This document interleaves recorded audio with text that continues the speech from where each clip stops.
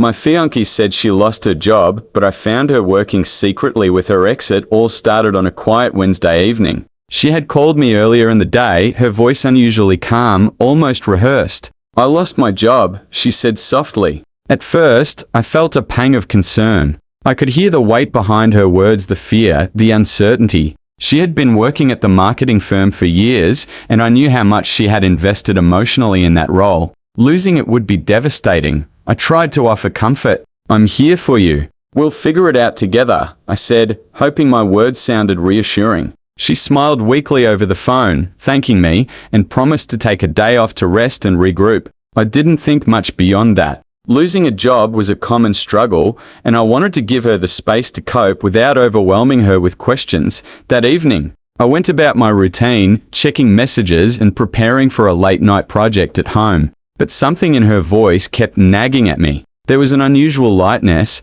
a subtle inflection that didn't match someone devastated by unemployment. I dismissed it at first. Maybe she was relieved, or maybe she was just masking the anxiety. But a small seed of curiosity had been planted. Over the next few days, I noticed little inconsistencies. She mentioned spending her mornings at home, but was occasionally unavailable. When I called, she had promised to update me on her job search, but messages came sparsely and vaguely. My trust in her was intact, but the questions in my mind kept growing. Something didn't add up. Then came the day I decided to check casually online for local marketing events and community collaborations. I didn't expect much, just a casual glance. That's when I saw a familiar name, her ex. He had a small boutique consulting business downtown, and there were social media mentions of a project she was assisting with. My stomach tightened. I scrolled further, finding images of her at meetings, reviewing plans, and interacting with the team, all taken recently. It didn't make sense. She had told me she was unemployed, but these posts suggested otherwise. My mind raced with questions. Was she freelancing? Was it a temporary consulting gig? Or was there something deeper I didn't yet understand? The feeling of unease grew, mixing suspicion with disbelief. By evening, I couldn't ignore it anymore. The next day, I planned to see for myself. I wanted answers, clarity, and honesty. What I didn't know was that the truth I would uncover would not just be about employment, but about trust, loyalty, and the boundaries that had quietly shaped our relationship. The next day, I decide to follow her discreetly, only to witness something I never expected: an encounter with her ex that makes me question everything I thought I knew about her. The following morning, I woke early, my mind racing with the images I had seen online. I wasn't proud of what I was about to do, but I couldn't ignore the gnawing unease. I had to see for myself. I got dressed quietly and drove toward the address linked to the consulting project. My heart pounded as I tried to keep calm, reminding myself to observe without jumping to conclusions. From a distance, I spotted her entering a small office building, carrying a laptop bag that looked far too professional to be casual. She didn't notice me, and for a moment, my chest tightened, not with anger, but with a strange mixture of anxiety and disbelief. I parked a block away and watched as she disappeared inside, leaving the street quiet and empty behind her. I waited, trying to rationalize what I might see. Perhaps she was helping out her ex as a favor. Perhaps it was temporary work while searching for a new job. I wanted to believe that. But when the door opened an hour later, she stepped out with him, laughing lightly, the ease in her demeanor completely at odds with the story she had told me. They walked toward a nearby CAF, still talking, leaning in close as if the past had never existed. I felt a rush of conflicting emotions: shock, betrayal, and a bitter sense of being deceived. She had said she was unemployed, struggling, uncertain about the future. Yet here she was, meeting her ex in a professional and personal capacity, working together on a project she had hidden from me. My mind spun with questions. Why didn't she tell me? Did she think I would disapprove? Was there more to this relationship with her ex than she had admitted? For hours, I debated whether to confront her immediately or gather more evidence. My curiosity and concern won. I stayed nearby, keeping my distance, quietly noting the meetings, the conversations, the casual familiarity between them. Every laugh, every gesture, made the knot in my chest tighten. I realized that this wasn't just about a job, it was about trust, about honesty, about the invisible boundaries in a relationship that she had crossed without a word. Finally, after what felt like an eternity, she left, carrying her laptop bag with the same composure she always had. I trailed her discreetly until she returned home, and only then did I allow myself to breathe.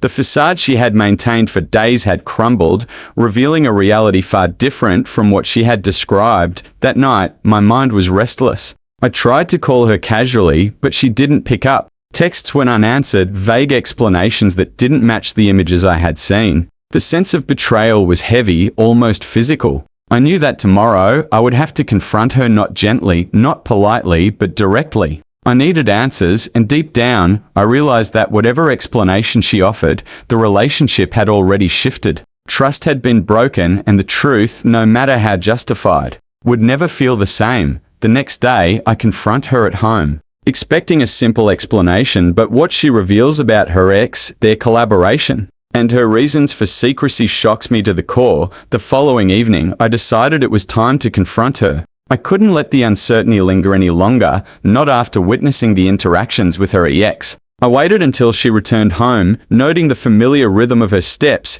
the casual way she entered the apartment, completely unaware of the storm brewing on my side. "Can we talk?" I asked, keeping my voice steady. She looked surprised, a faint tension appearing in her eyes. "About what?" she asked cautiously, setting down her bag. I gestured for her to sit. "About the project, about your work with him, and about why you didn't tell me anything," I said, watching her closely. Her face shifted from surprise to something like guilt, though she tried to mask it. I didn't think it was important," she said hesitantly. I just needed to keep things professional. Her words sounded rehearsed, but I wanted to give her the benefit of the doubt. "Professional?" I repeated, my voice rising slightly. "You told me you were unemployed, struggling. And here you are, working closely with your ex, laughing, planning, collaborating. How is that not important?" She paused, searching for words, then finally spoke. "It's complicated," she admitted. "He needed help with a critical project, and I have experience he couldn't find anywhere else. I didn't tell you because I thought you'd overreact.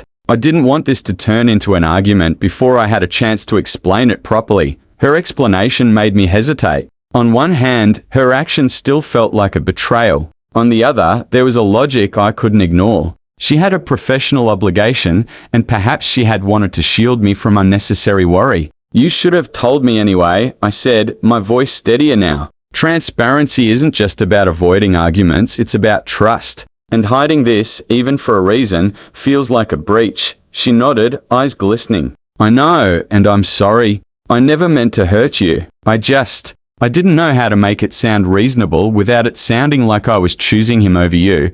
Her vulnerability caught me off guard. I realized this wasn't just about deception, it was about fear, miscommunication, and the delicate balance of love and independence. I leaned back, processing everything. Her words explained the situation, but they didn't erase the feelings of betrayal. Trust had been stretched thin, and now it was a matter of whether we could mend it. "I need to understand," I said finally. "I need to know that our relationship comes first, and that whatever obligations you have outside of this, they won't compromise what we're building together." She reached for my hand, gripping it firmly. "You're the most important person in my life. Nothing will change that. I was just trying to manage responsibilities without causing unnecessary stress. I never wanted to deceive you." We sat in silence for a long moment, both absorbing the weight of the conversation. It was raw, honest, and emotionally charged. For the first time, I realized the complexity of love wasn't just in devotion, it was in navigating transparency,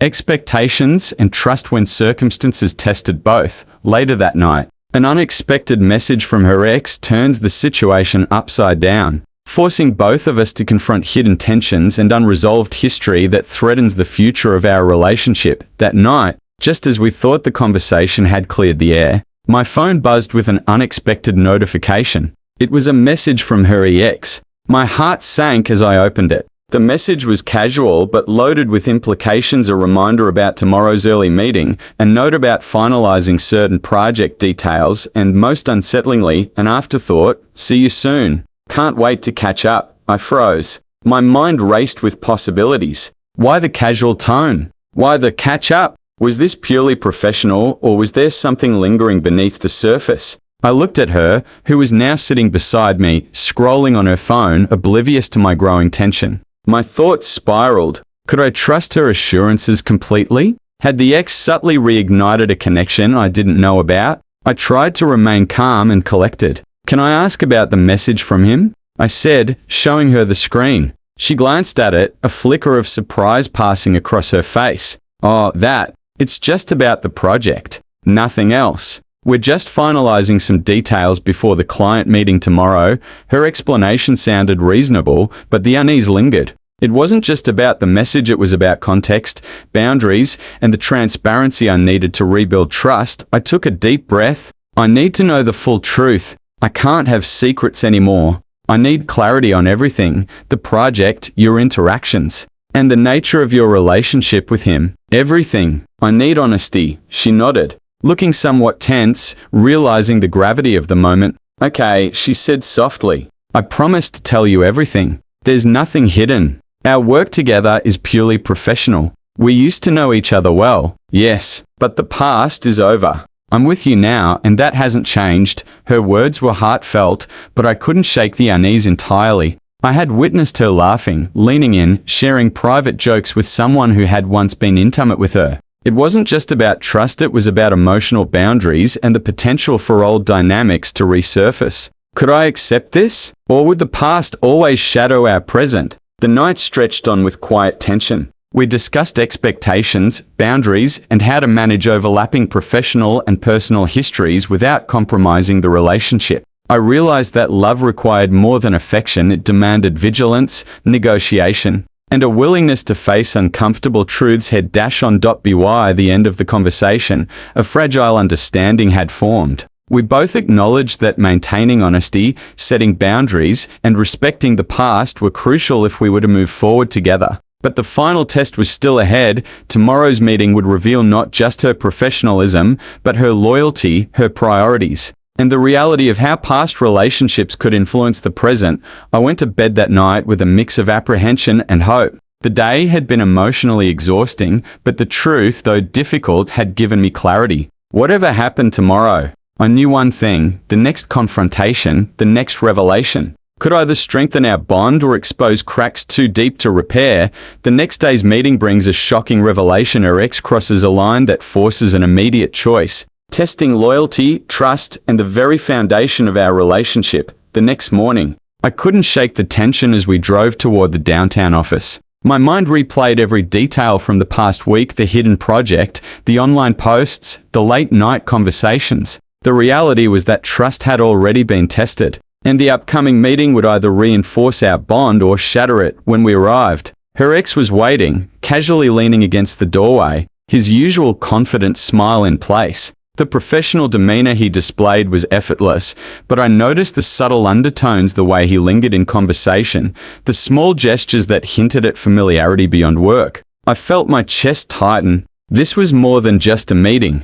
This was a test. The session began normally. They discussed the project, reviewed documents, and planned next steps. On the surface, it was business as usual. But then, a comment from her ex caught me off guard. "It's been a long time since we worked together like this," he said lightly, his tone carrying an unspoken sentiment. I felt a sharp pang of jealousy and concern. She immediately responded professionally, maintaining composure, but I could see the subtle conflict in her expression. She was loyal, yes, but she was also navigating a delicate balance between past familiarity and current commitment. I realized that this moment was a crucible, one that would define not only the outcome of the project, but the strength of our relationship. After the meeting, as we stepped outside, I decided I could no longer remain passive. I turned to her, my voice firm but controlled. "We need to set boundaries," I said. "I understand the work, I understand the project, but there's a line, and I need to know it won't be crossed." She looked at me,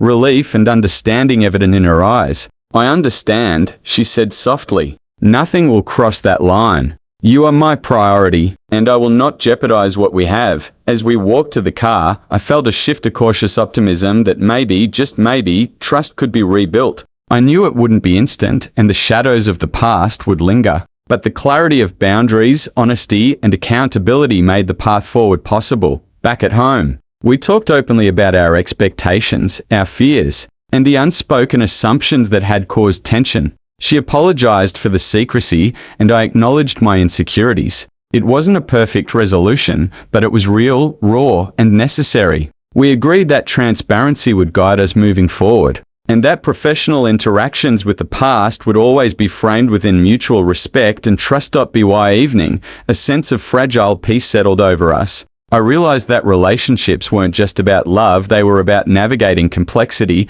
facing uncomfortable truths, and making conscious choices to protect and honor what mattered most. Her actions, while initially deceptive, had been guided by a desire to manage responsibility without causing conflict. In the end, the situation tested every layer of our connection: trust, loyalty, communication, and commitment. The lies, the secrets, and the hidden meetings were painful lessons, but they forced us to confront reality, to set boundaries, and to reaffirm our dedication to each other. As we sat quietly together, I knew one thing for certain: honesty, once restored, had the power to heal even the deepest cracks.